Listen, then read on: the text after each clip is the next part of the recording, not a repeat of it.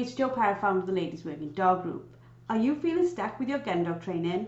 Trust me, you're not alone, and that's exactly why you need to be here.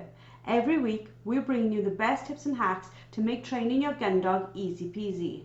We'll keep it straightforward, no fuss, just actionable guidance that you can put straight to use. So let's get started. Hello and welcome to this week's episode of Found It, Fetched It. This week we are going to be bringing you a live recording that we shared on Wednesday in one of our Facebook groups, and we hope that you absolutely enjoy listening to us as we discuss why your dog training is never a one and done job. By the way, if you're Ben Murray, my husband's friend, I'm really pleased to know that you are listening to this podcast. He told me he was very shocked to know that some of his friends are listening to his wife, but thank you for contacting him and making my day and his. Good morning, ladies. My name is Joe Parr. I'm the founder of the Ladies Working Dog Group. This morning, we are going to be recording Friday's podcast, but we're going to do it a little bit differently. We're going to bring it live to you in Found It, Fetched It. So for those of you who are not listening to our podcast, you can get to see what it's all about. Why you should be listening to it, and how much fabulous free content we give to our listeners. So joining me for this week's podcast episode are LWDG Group Expert Claire Denia and LWDG Expert Samantha Thorney Croft Taylor. Would you like to say good morning, ladies? Good morning, ladies. My name is Claire Denia and I'm based in Kent. Morning, ladies. I'm Sam Thornycroft Taylor and I'm based in Gloucestershire. Our topic for today is going to be all about why your dog training is never one and done. And we think this is a really, really important conversation to have, a really, really good topic to cover, because for a lot of people, we struggle with a new dog when we taught them something and they seem to get it great. And then we go somewhere else with them and they're like, no idea what you're talking about. So we're going to start by talking a little bit about the basics of dog learning. So ladies, can we have a little chat about how dogs learn just to begin with? Yeah, sure. So I think the most important thing to remember is that dogs typically don't generalize very well.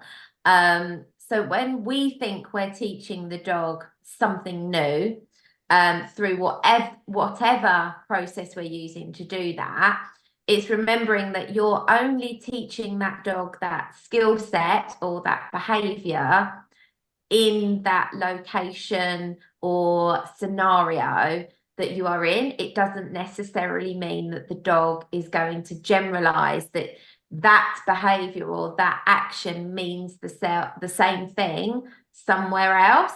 Yeah, exactly that. And I think to sort of give a bit of an example there to back up what you said, Claire, if you teach your puppy to sit in the kitchen whilst you're holding a bowl of food, it might pick up that quite quickly, and it sort of gathers that what you want it to do in order to then get its food is to put its bottom on the floor, and it happens to hear the word sit when you do it. But when you then move that environment outside or even just into a different room, you might have a piece of food in your hand, but probably not the whole bowl, particularly if you've gone outside. And you're saying this word to your puppy that, as far as you're concerned, you've taught it what it means, and the puppy is just looking at you completely dumbfounded. I've never heard this word before. What are you talking about?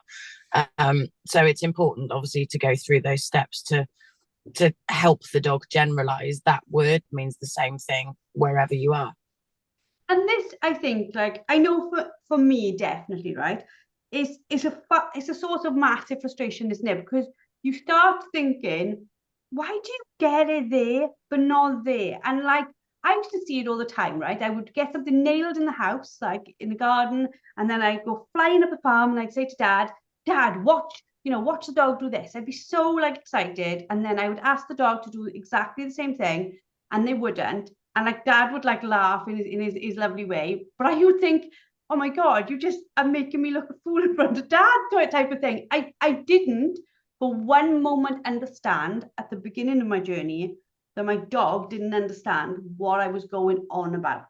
So can we talk a little bit about like the role of environment for dogs? Well, I mean, the environment, it's a massive thing for a dog. Dogs sort of read the environment through their nose, their eyes as well, but there are so many more scents and smells that the dog can pick up that we can't. And there's movement and there's weather and there's other distractions coming in. And obviously we speak about the the 3Ds all the time, and distraction is a big one of those.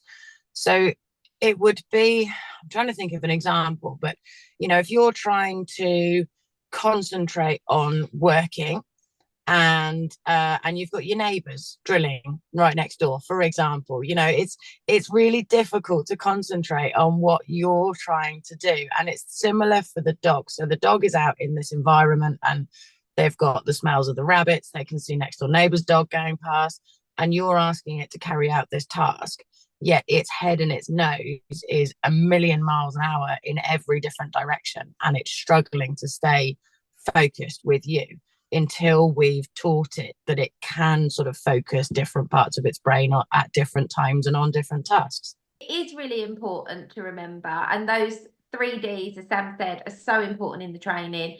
The duration of time that you're asking the dog to do something, the distance at which you are from the dog during that thing, makes a huge difference. And also that level of distraction, and it could be a distraction that you were not prepared for, one that you just completely hadn't even thought about, just gets thrown in by the environment or by Mother Nature, and there's nothing that you can do about that. So it is important to prepare your dogs for as many eventualities as you possibly can.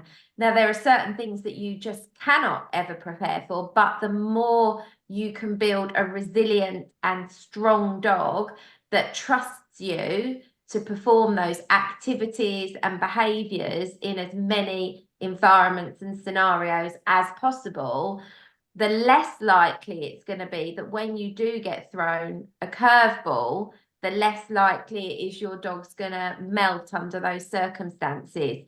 So I think that's really important to bear in mind. It's not just about getting the result, it's also about building trust and resilience in your dog, in the behaviours and actions you're teaching them, for them to be able to cope with the unexpected stuff.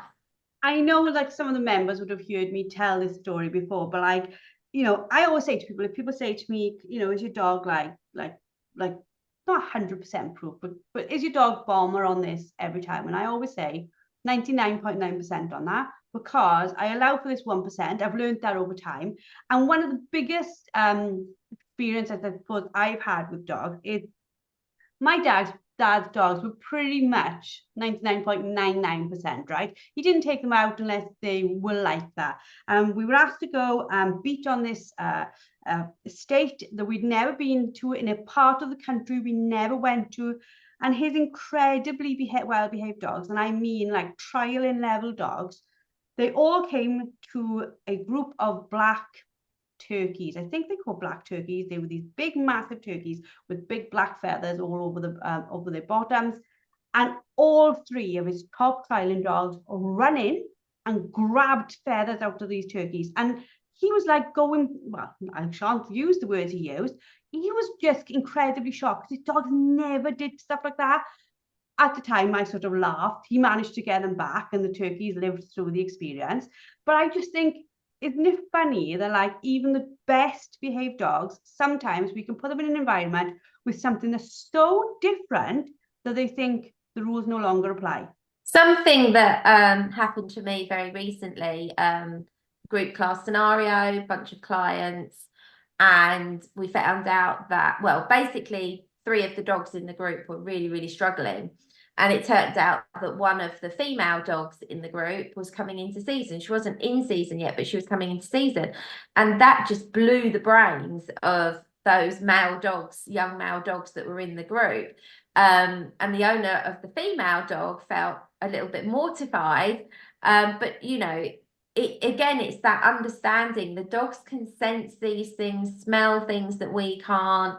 And like, they know when a female is coming into season, and it drove them crazy. And for the first sort of, 15 minutes of the group class, everyone was like, why is my dog so distracted? Why is its nose on the ground? Why is it doing this? And I literally observed and just thought, yeah, this is not normal. This is not normally the level of distraction these dogs would be in, feeling here. They're used to training here. And that's what it was. And I think, especially if you take your dog for a walk, You don't know what else has been there, been in that environment, hours, minutes before you, and what your dogs are picking up the scent of, you know, past and present. So it could be that it's just gone through, but it could be that it went through a while ago, but the dog still picks up on that scent. We're completely unaware of this. And this is where, you know, you hear about male dogs going off roaming and things like that. And, you know, it might be that some female dog owner was completely oblivious to the fact that her dog was maybe coming into season, and that the next sort of few hours worth of dogs coming through that area could not do anything because of that level of distraction.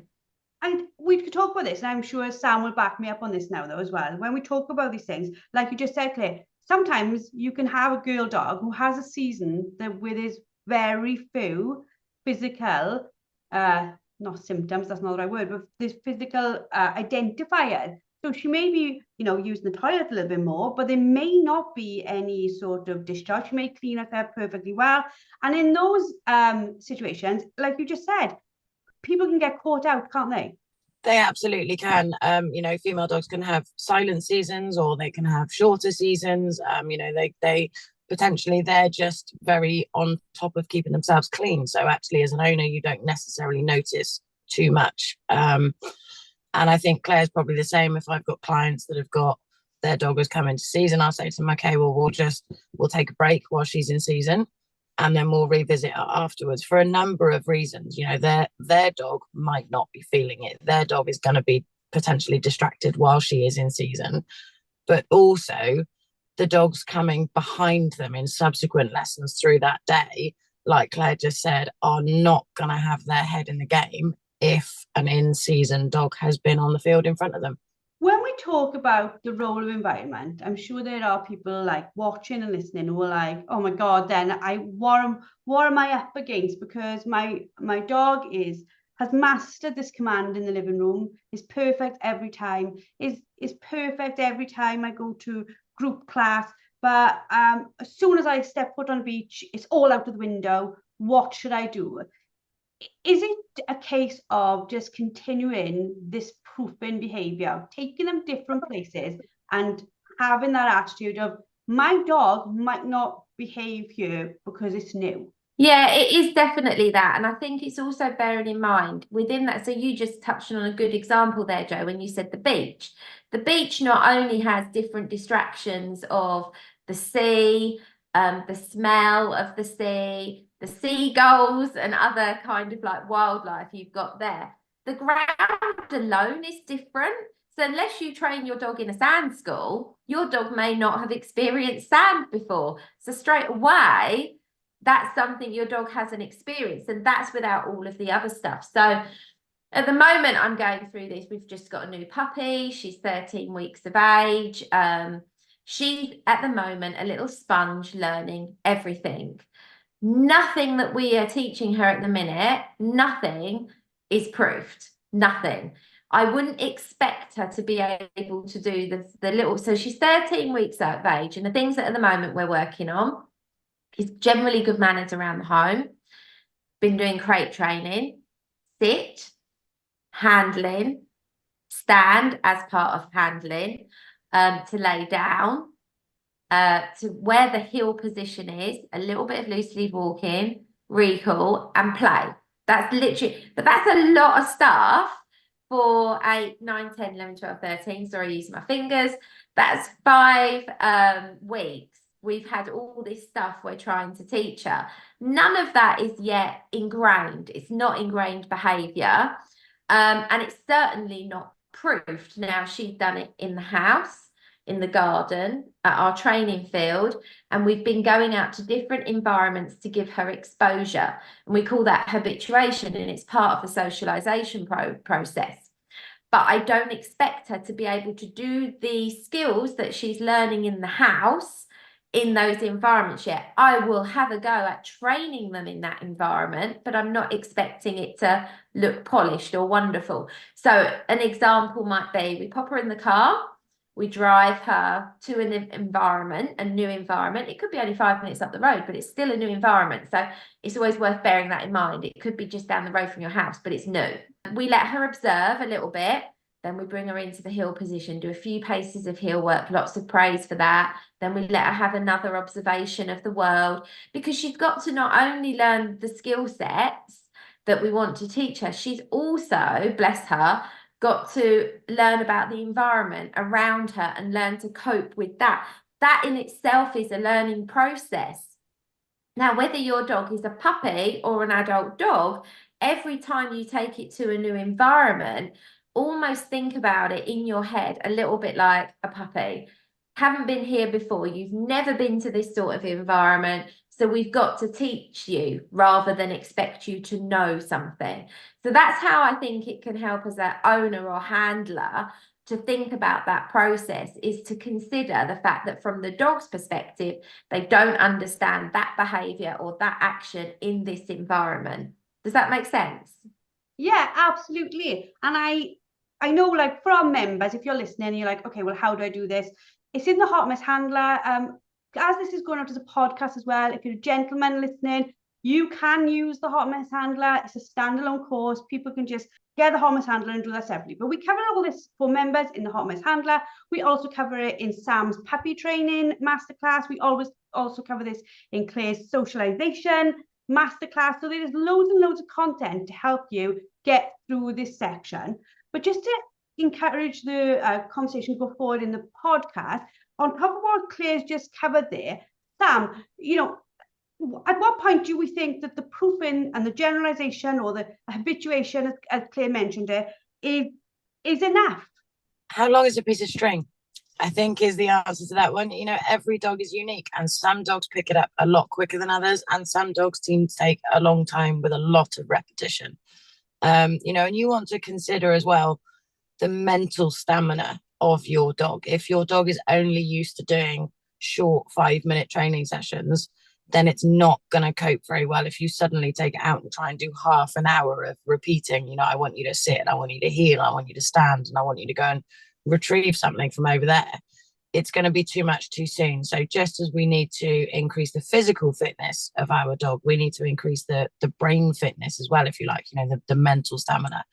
And just, I think for me, it's like Claire said, that habituation, that exposure, that giving the dog the ability, the time to take in and absorb everything around it rather than trying to let it hit the ground running, but also making it easier for the dog to do what you're asking it to do at the time.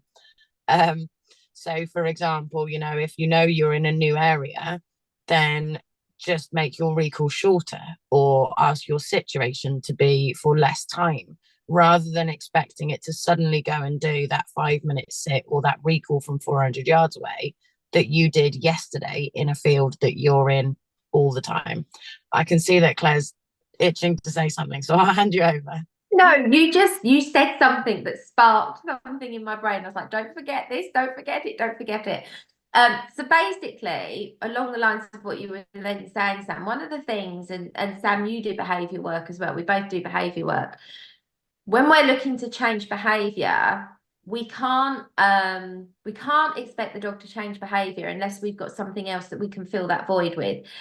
It's very similar when you're proofing training and behaviour. So what I mean by that is, if your dog hasn't yet got solid heel position in the garden or in a low distracting environment, you cannot expect it to be able to perform that behaviour properly in a new, exciting, unknown, unfamiliar environment.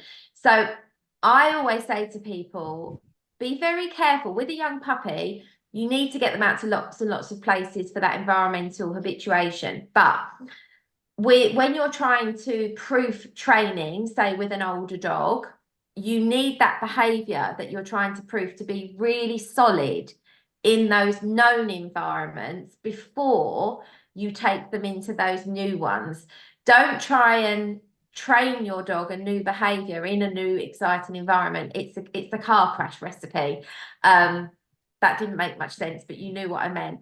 Recipe for after makes more sense. So I always say, so for your hill work as an example, and you just use recall as an example there, Sam, which is another great one. But for hill work, if your dog can't give you superb hill work in that known, really familiar place, you can't expect it to do it somewhere new. So you need to get that behavior like really, really, really solid. So it's something the dog really understands. They understand what you mean when you ask them for that. And that means that that thing is known and it's the environment that is new, not that both things are relatively new, or that the behavior is a bit flaky and you're trying to make it look great in a new environment. I think that made sense. Yeah, absolutely. It's like when you're learning to drive, your instructor teaches you where the examiner is going to be like observing you, because you want the environment to be familiar. You want what's coming ahead to be familiar. You don't go, oh, okay, I'm going to take my test in London when I learn to drive in Scotland, because you're setting yourself up for a massive car crash recipe, which is now going to be the word of the day. But yeah, so I think what you're saying, it makes total sense. And as time goes on, the generalization does come in. We talked about the fact that it's as long as a piece of string, but it will come in again, won't it? It will. And I think it's, as part of your whole proofing and your generalization, it's worth remembering that if it took you 4 steps to teach your dog to deliver a retrieve nicely, then to a certain extent, when you move environments, it's a good idea, it's good practice to sort of go over those 4 steps. So rather than thinking, right, I've cracked it at home and now I expect the exact same thing out there, you want to practice how you got it at home out there as well. So you're making it a lot easier for the dog to understand what it is you're asking of them. And by doing that, and by it's repetition and consistency, but making it, like I said, sort of setting up the dog for success. And the more success the dog gets, the more happy it feels, the more happy you feel, the more rewards you can give, the more likely the dog is to repeat those good behaviors. So making it as easy as you possibly can then helps you get through that generalization process quicker than potentially if you just sort of go, well, you can do it there, now I expect you to do it there, and actually we're not going to practice the bits in between. Capability to cope, and it's for us as humans as it is for dogs. So another real life example, my first brain tumor operation, I was rushed in, didn't know I had brain tumor, had an operation 4 days later, was back out 4 days later after that. So it was all very, very fast, and it was all very, very terrifying.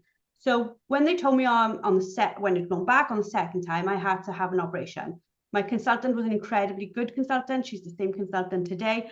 She arranged for me to go in before my operation, meet the nurses on the shifts, meet the people who'd be looking after me, see the room I would be going into. She did all those things to take steps before I was under that stress to be able to manage that stress more. And I think sometimes, that's like quite a large scenario. But when it came to the second operation, the faces at the bottom of my bed, I was familiar with. It made the whole experience far more manageable had I been in a room with loads of people I didn't know, terrified, going through something terrified. And for our dogs, if you think about it, like let's take it to a different scenario. Your dog has never been to group training, and then suddenly you're in group training with a load of faces it's never seen, a load of dogs it's never seen, and you're suddenly saying, I'd love you to do all those things you do at home, please, and do them perfectly. And it's overwhelming, isn't it? Yeah, and group training is a really good example of that. And it's so common, so common for people to say in a group environment, at home, my dog can do this perfectly. At home, he never does that. At home, she never behaves like that.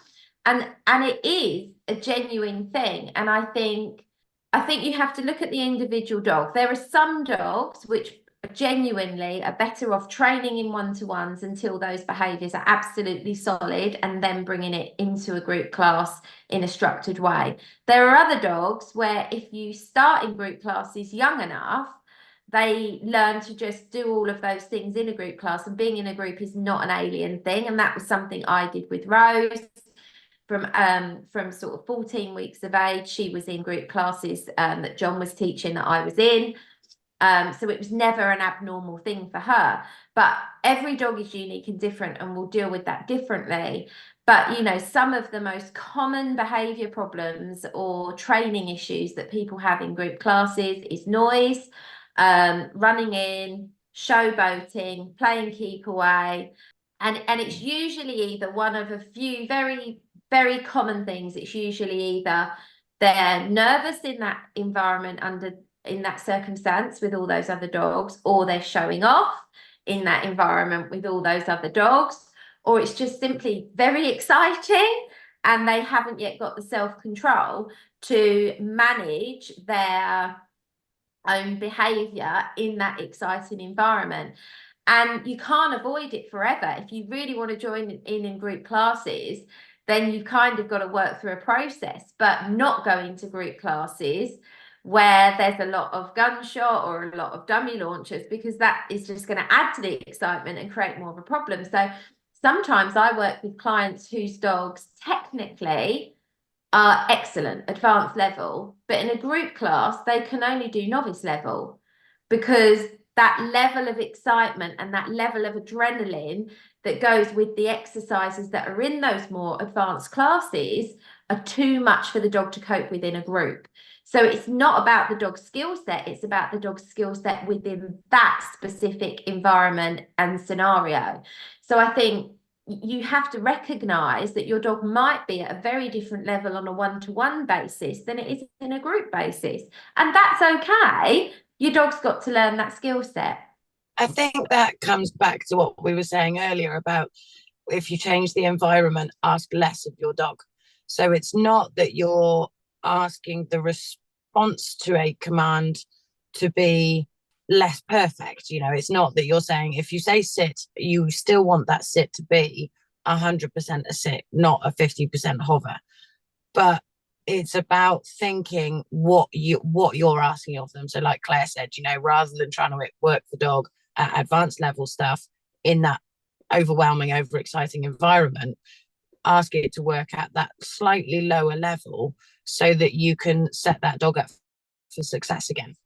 I think that as owners, we regularly misinterpret fear in our dogs as almost like an arrogance in our dogs. Like, we completely read it wrong. We think that they are being like ignorant. We think that they are not being naughty, because we've covered that in earlier podcasts in the last couple of weeks.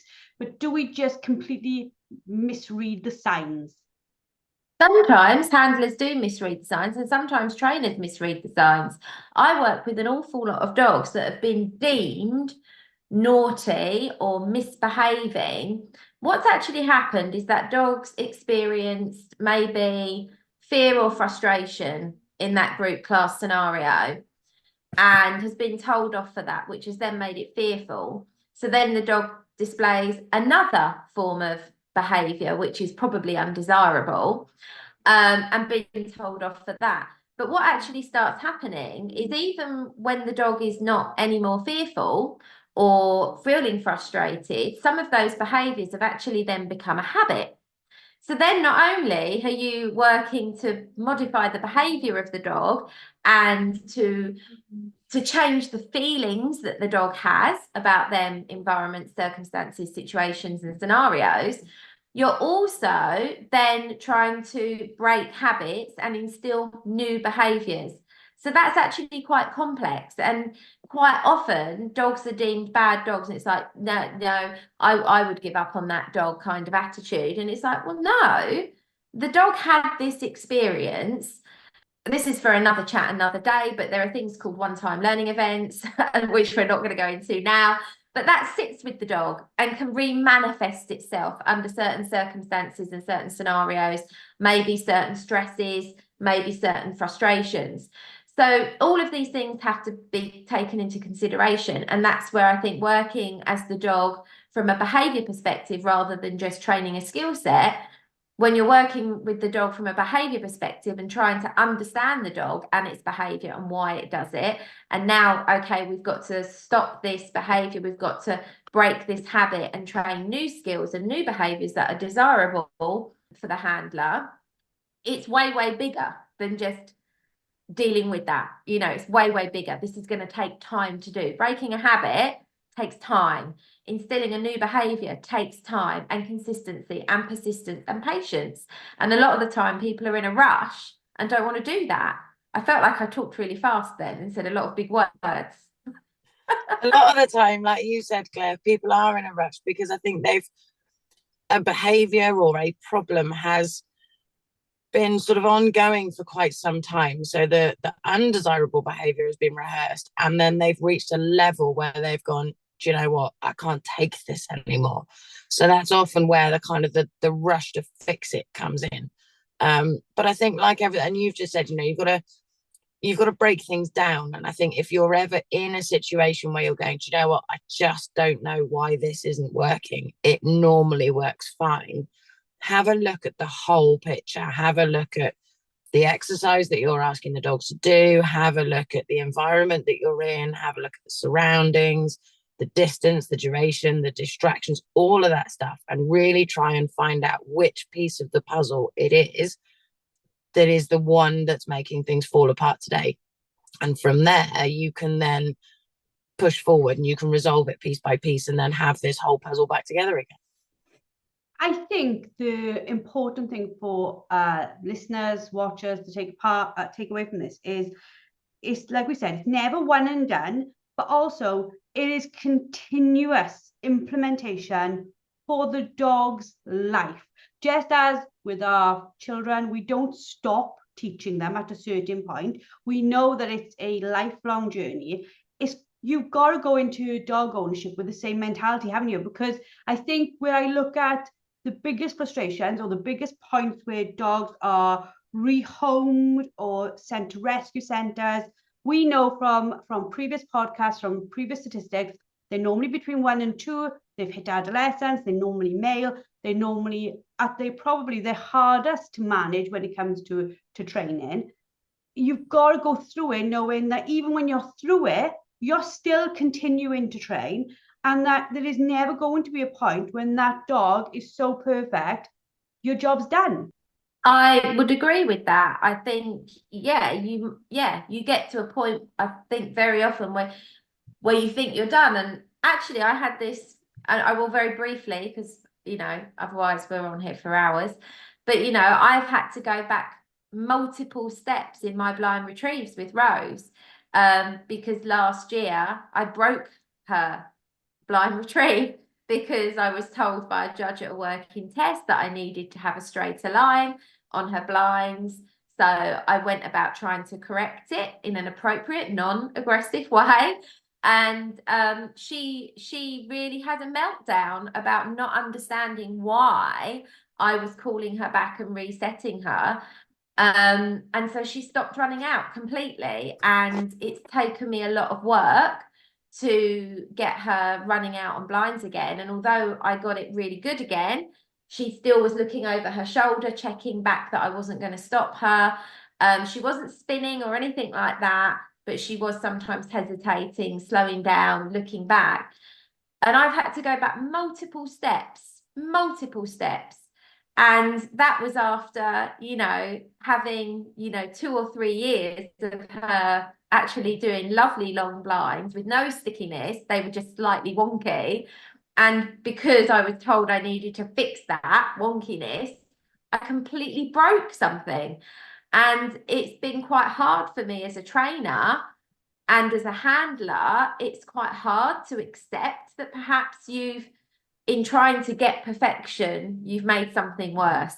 And I think, you know, honesty is always really important, because clients go through this sort of thing all the time, not necessarily with that, but with other things. And I think it's important that we share these stories, because it happens to all of us at some point with a dog. But my dog won't be given up on just because that thing's gone skew-if. She's still got all this amazing talent and is a cracking dog. And I just have to accept that something got broken and now I'm repairing it. And now it's going really, really well. But I've had to go back to baby steps to achieve that. And it's accepting that and being okay with that. And I think sometimes people are in such a rush for perfection or in such a rush to get to the really cool advanced stuff that things like this happen and they blame the dog, or they think the dog isn't good enough, or do I need a better line? Did I not choose the right dog for me? And it's like nothing wrong with the dog. I did something in her training that wasn't necessarily necessary to get something more perfect, and it didn't work, and that's okay. It didn't work, so now I'm rebuilding. And I think it's really important to be honest with stuff like that. I think also, you've stepped outside. I hate this phrase. You've stepped outside the box. So you've adapted and you've gone back to teach it, but in a way that you didn't necessarily teach it in the first place. Because if one of my teachers at secondary school, which was quite a long time ago, he used to say something, and if you sort of say to him, I'm sorry, sir, I don't understand, he would repeat it in the exact same phrase, and you'd say, but that's not going to make me understand it any better. I still don't understand it. You could tell me that same sentence 100 times and I'm still not going to get it. And it's having the ability to go, do you know what? Actually, we've got to come about this from a different direction, a different perspective, and try and find the way that makes it understandable for the dog that we're working with, that unique personality in front of us. And having the ability to adapt and to then build upon what you're doing to get the better end result. You're absolutely bang on. You're right. And what I have done to fix it is something that I haven't done with her before. I've not needed to. I've used it with lots of reluctant retrievers, and why I didn't think of using it 6 months ago, I don't know, but I did. But yeah, I've had to think outside the box and go, okay, I need to do something different, because I can't just repeat what you just said, Sam. Exactly what you just said. I can't just repeat those same steps, because she'll expect the end result to be the same. Well, ladies, it's been another incredible podcast. If people subscribe to our podcast on our subscription page, you can get like a top 20 download, a PDF of our top 20 podcasts. I have no doubt that within weeks that'll need amending, this will need adding to it, because I think it's a fantastic topic to cover, and I can see from some of the messages I'm getting, etc., on Facebook, that you're fabulously enjoying it too. We don't normally put our podcast out live like this, so it's been a really fab new experience for us. If you are enjoying our training, want to join us for more training, you can join us next Wednesday, 7:30. We are doing a live webinar. It's called Calm on the Couch, Focused in the Field, and it builds, I think, a little bit on this. So if you want to have a dog where you've got a little bit more focus outside and you've got a little bit more steadiness and better behavior inside, we're there to help you with it. It's 7:30 p.m. UK time, okay? So I think we're okay for USA, maybe not so much for Australia. We will do our best, as we always do, to record it. We do not guarantee it, but we will absolutely do our best. For those who have been listening on Facebook, we hope you've enjoyed. For those listening on Friday's podcast, we hope you've enjoyed too. Please press subscribe. Please leave reviews. It's really, really important, because it helps other people find us. Thank you, as always, to our group experts for not only doing a podcast like they do really, really regularly, but for also coming onto Facebook Live unexpectedly with me going, let's go on Facebook Live, that'll be great. And they are so adaptable, shall we say. They are brilliant at being with us to do different things. So I hope that you've enjoyed. I'm now going to end Facebook. I hopefully you can do this properly, so then I can put in the end to the podcast. I hope you all enjoyed. We shall see you all very soon. Goodbye. Thank you very much for listening to this week's Founded Fettered podcast. We hope you enjoyed. Please subscribe, please review, please share with your friends, and we look forward to seeing you next week with another amazing podcast. That's it for today's episode. A massive thank you for tuning in. Don't forget to head over to the LWDG and sign up for our membership. Get access to expert-led training, a wonderfully supportive community, and the resources you need to become a confident and skilled gun dog trainer. Let's take this journey together, because no woman should have to train her gun dog alone. We'll see you all next week.